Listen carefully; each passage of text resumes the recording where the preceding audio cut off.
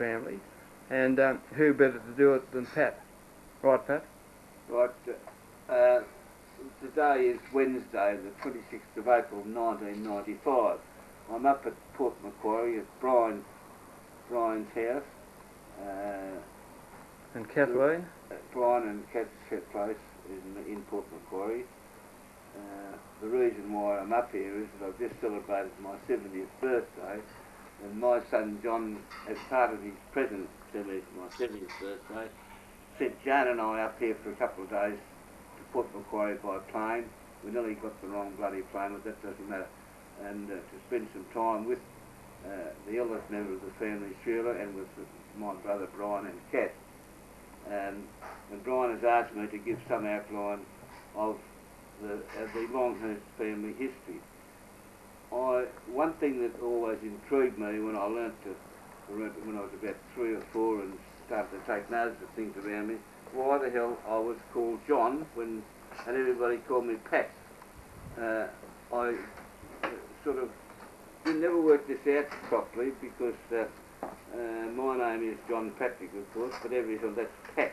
I was the eldest grandchild of in the family, and consequently I can remember lots of things happening. When I was a young fellow, I was very curious and always listened in keyholes and every bits of conversation. So I was able to pick up quite bits of family history, which other members of the family are not quite aware of. But first of all, why was I called John? I often asked Dad this, but he was not very keen to talk about family history because of the convict past. And that's quite understandable, because in the that period when he was growing up, say 1915, 1916, getting a job was rather difficult, and I think if you had a convict past in those days, it prevented them from getting a job. That's quite right, yes. Particularly government type jobs, like the police force. Because the whole establishment in Australia was run by the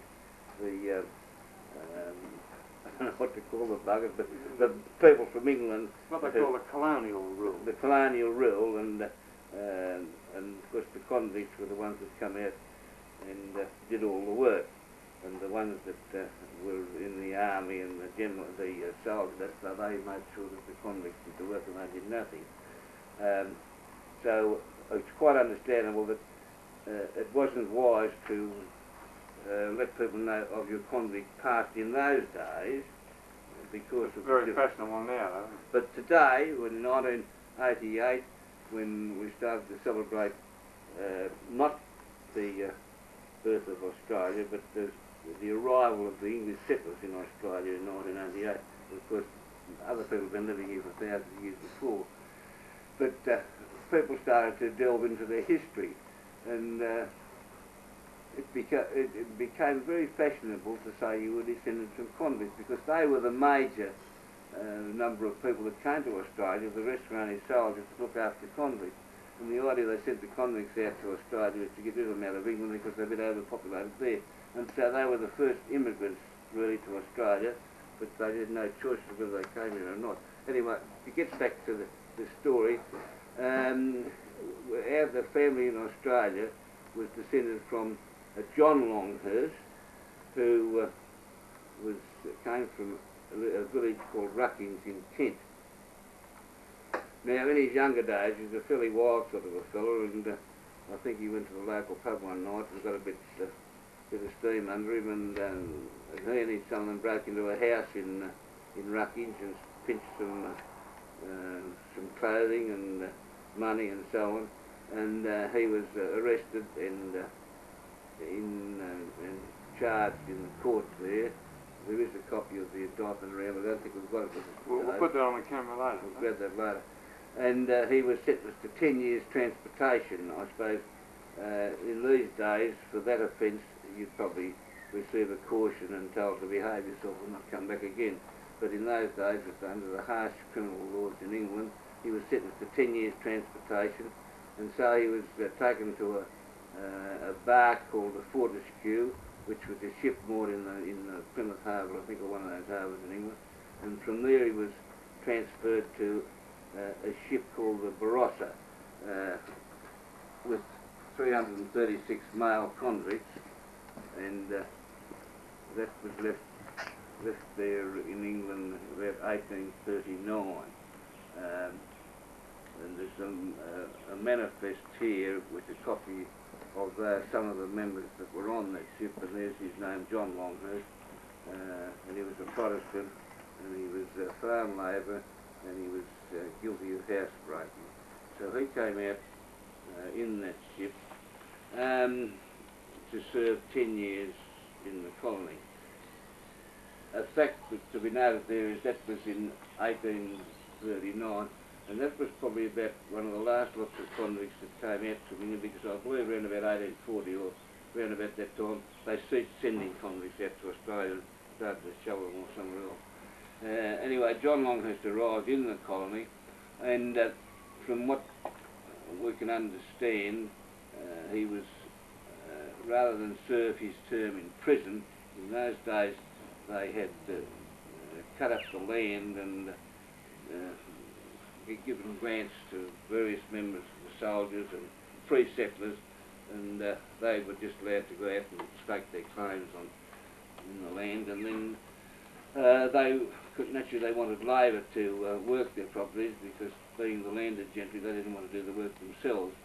So they came to an arrangement with the governor of the colony at that time, that convicts could go and work on their properties and would give them a ticket of leave. Was that Governor Macquarie at the time? That was probably under Governor Macquarie, I think, yes. Yeah, that Government House at Bathurst there. That's right, yeah, Government House. So they gave them what was called a ticket of leave, which meant they had a certificate to say that they could didn't have to live their term in prison, that they could go and work for people on the land and do all the labouring work and so on, and they'd provide them with probably with food and clothes and no money, of course. And it appears from what we've the history that we've been able to dig up, that this John Longhurst went and worked on a property in Braidwood, which is about 50 miles the other side of Goulburn down towards the south coast. I believe he worked there on that property. He was married in Braidwood to a Catherine Kelly in the Anglican Church in Braidwood. There is a copy of his marriage certificate. We'll show that later when we get on. That would have been probably around about 1846. I think that from this marriage, I think they had one son, that was Martin Longhurst, but that's open to dispute, but I think that was the case. And then apparently his wife then died, and it looks as if John Longhurst then moved down towards Maruya, around that settlement, probably in Araloon. At that time there was a gold rush in Araloon. The reason why I know that, because these are things that Dad's father told me when I was growing up. And then he settled down there, and then he married Mary Green, who came from New Zealand, and she was a very strict Catholic apparently, and they were married. I'm not sure where they were married, but I think it might have been down at Maruya somewhere, or Brigade, and settled down there. I think he took up some land that John Longhurst was probably given a grant of land or something at Mullandidgery, I think. Pat, what part of New Zealand did this woman come from? Well, I believe she came from the South Island, from a little town called Akaroa. Near Christchurch. Near Christchurch. And there are still descendants of Mary Green over there. And she is recognised as being the first white woman born in the South Island of New Zealand. Well, that was one of the claims to fame that Dad quoted when you asked him about his ancestors. Well, our grandmother was the first white woman born in the South Island of New Zealand. Yeah, I don't know what that conveys to people, but it sounded bloody terrific in our when we were little kids. That's right, yes, and because it was said over and over again, we got sick and tired of hearing it, and we used to make up little stories like she was the first black woman born in the South Island. That's right. And then I used to think, well, there were marriages in New Zealand, so they must have got married, and they had a white child, and that was Mary Green. I don't think that was too bloody good. Yeah, but it doesn't matter much anyway. Anyway, apparently she was a very strong character, Mary Green, from what we've heard about her. Now, they settled down around Maruya there, and they had quite a large family. I think Martin was probably there, and then John Longhurst, who was our grandfather, was born at Begalia. Now, I know that for a fact. It's not written down anywhere because we were driving through Begalia, which was a little town the other side of Maria down towards Bega, and I was sitting in Dad's old Essex car with Grandfather Longhurst, and he said, "Look, Pat, that's the house where I was born in," and that was in Begalia, so I know that is true. A 1929 Essex Tourer with a canvas hood and wooden spoke Actually wheel. 1927. 27? Yes, not 29. I won't argue about No, that. and it was painted blue and the bloody roof used to fall off it. But anyway, that's another little story we'll come on later on. So John Longhurst, who is our grandfather, was born at Begalia around about 1868 or so. Now, being the eldest grandchild on that side of the family, Grandfather Cranky Jack we used to call him, because he sort of didn't stand any nonsense. It didn't just Short temper sort of thing. Yeah, he got a clip under the ear, which is probably a great character builder in those days. And That's what you could put up with. oh yes, but he, as towards the latter years of his life, they used to live down the back of our house in Bega after he retired from dairy farming, and he used to sit out in the sun there and talk to his mates as they walked past in Gift Street. And I used to sit there and talk to him, and he told me lots of things about his early days, because in 1938 I found out that I was fortunate enough to be going away to boarding school in Goulburn to St Pat's College. And he said, "Now come here, Pat," and he said, "You make sure that you work hard at school and get a good education, because that's the thing that will make your life very rewarding." This was very